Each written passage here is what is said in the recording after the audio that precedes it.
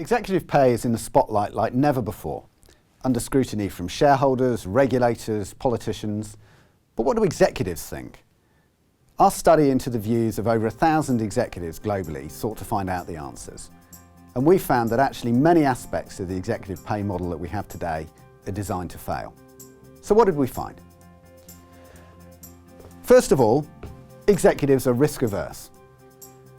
Throughout the study, only around a quarter of executives would swap fixed pay for a less certain bonus, even if that bonus could be substantially higher. Secondly, we found that complexity and ambiguity destroy value.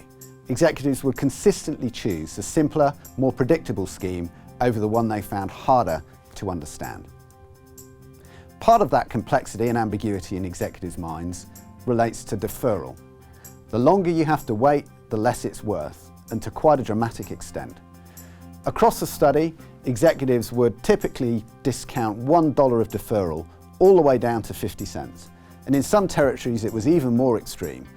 Many emerging markets, for example, would value a deferred dollar at just 35 cents. But perhaps the biggest driver of how executives view pay schemes is fairness. Fairness is fundamental.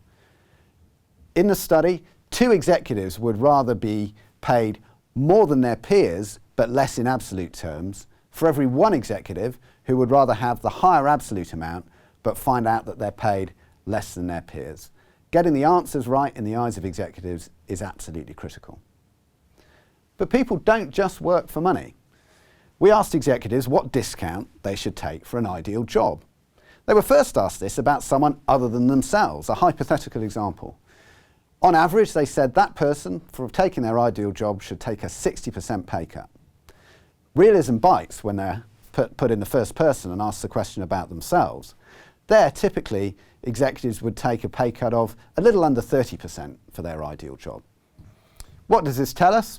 It tells us that actually people will work for more motivational factors than just the money they earn, but it also shows that pay expectations get anchored quite quickly at an individual's current level of earnings. Why do we offer long-term incentive plans? Our study finds that only 50%, a little under actually, of executives feel that long-term incentive plans are an effective incentive, but fully 2/3 value the opportunity to participate in them. So long-term incentive plans are as much about recognition as incentives. So if we look at this overall, we find that complex pay schemes that they operate today can easily be discounted by half in executives' minds. Surely there must be a better way. So what are the design recommendations? First of all, performance pay has a cost. This needs to be recognised, and so the business case for introducing performance pay needs to be clear, and we need to be more discriminating about how it's used. When we do use it, we need to keep it short, sweet and simple. Avoid complexity wherever possible, and whenever given a choice, let's take the simpler path. One size doesn't fit all.